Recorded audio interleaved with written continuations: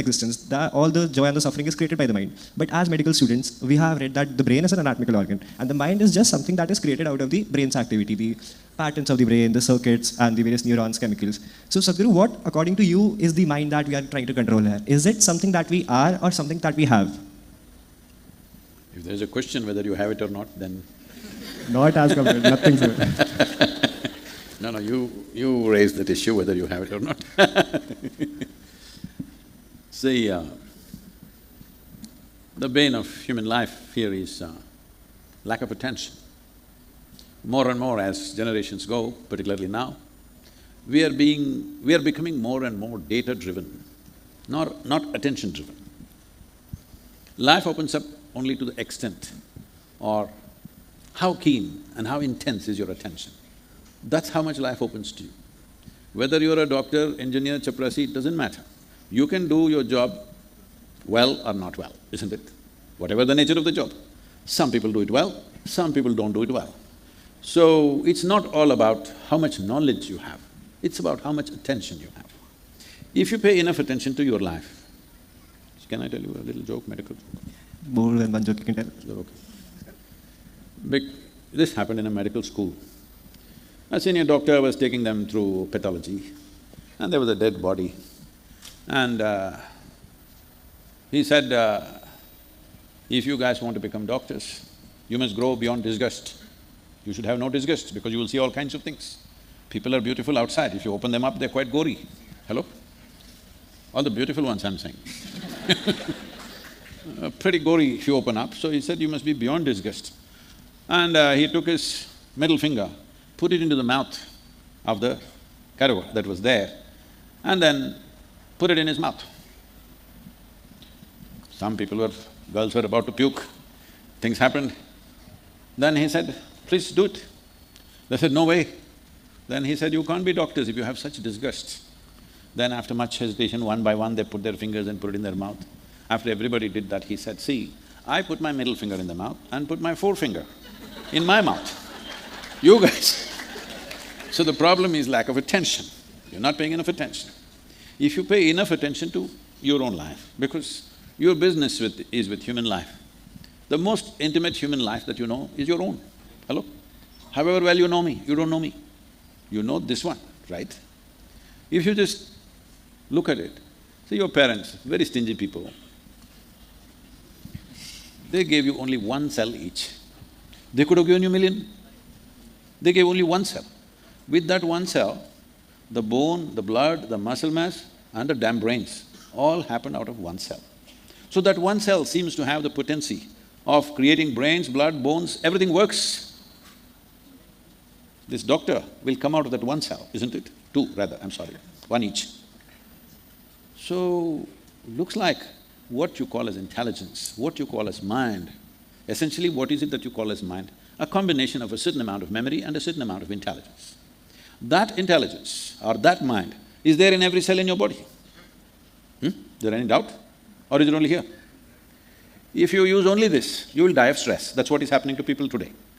Because our educational systems are only using one aspect of the intelligence. It's like driving your car on one wheel.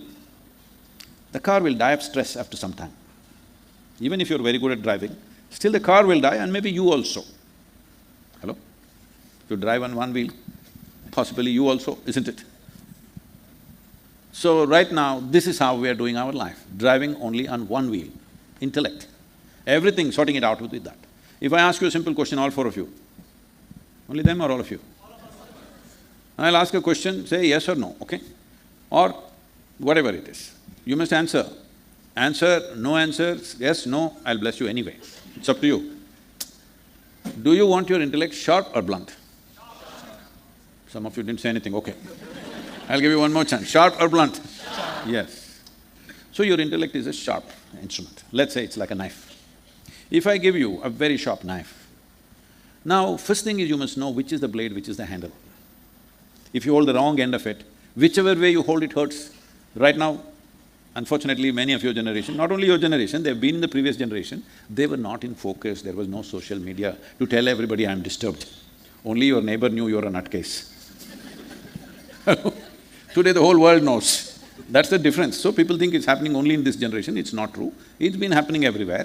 Today there's more expression to the madness. Suppose you hold the blade side, you don't know which side to hold. The harder you hold, more it hurts, more damage it causes. This is one thing that's happening, people don't even know how to hold their mind. They're holding it from the wrong end. And if you have a knife, see, we don't give a knife to a child. Why? Is knife dangerous? Did it ever happen a knife jumped and stabbed somebody? No. It is if a child is not conscious enough and steady enough to handle a sharp knife. If you are the la la la la la kind, intestines will come out. Yes? So if you have a sharp knife, how to hold it? You must be very conscious. In India, there's a whole culture how to give a knife to somebody. You know this? I don't know how much time you're the main questioner, they're just… All? No, I'm just talking about time. This happened. Vivekananda decided to go to United States to spread his master's message. He's made up his mind, but he needs blessings from Sharada Devi. So he goes and she's cooking in the kitchen. He says like this, I want to go to United States to spread this message. Sharada not looking at him, tending to the cooking. She says, Naren, give me that knife. He gives it in a certain way. She takes it and says, you can go. Then he observes, all cutting is over. Thing is already in the pot, whatever she has to cook. Why did you ask for a knife? It's already things are cooking. She said, I just wanted to see how you will handle this knife. The way he gave it, she said, you can go. If you gave it like this, she would say, just you stay here, you're a problem wherever you go, you know? So, mind is like this. The sharper it is, the better it is, isn't it? But the sharper it is, the more conscious you need to become. If you're not conscious and you're carrying a very sharp instrument, you're a danger to yourself or to somebody else, bound to happen. So right now, this is the problem. You're using your mind to hurt yourself, if possible, the person next to you. Now that you have instruments of technology, you can hurt somebody in Timbuktu, all right? You can make a comment and hurt somebody who is living in Timbuktu. People that you've not seen, you can hurt them. So now instruments have enhanced, but human beings are still the same, unfortunately. The problem is just this, as a human being, you have the sharpest intellect among all the creatures, over 1 trillion species. You are the sharpest intellect. And that is not the only level of intelligence that you have. People ask me, Sadhguru, how is this? So many projects, so much nonsense, and you're playing around all the time, and how do you manage? I said, I think through the whole body. So I don't use my head at all.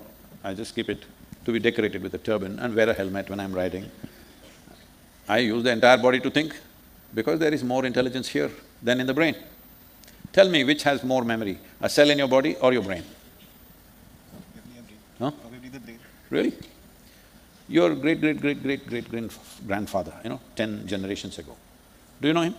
Have you seen him? No. But his nose is sitting on your face. Yes or no? Your body remembers or no? Yes. Huh? 1,000,000 years ago, how your forefathers were. Even the skin tone remembers that, isn't it? Not forgotten? So tell me, where is more memory? Millions of years of memory in every cell in your body, isn't it? And tell me, how many chemical reactions are happening? She's the PhD, we'll ask her. How many chemical reactions are happening in every cell in the body? If you look at it, it is immeasurable. There is no chemical factory on the planet which is doing that many chemical reactions per second. So, both in intelligence and memory, every cell in the body is much more than your entire brain.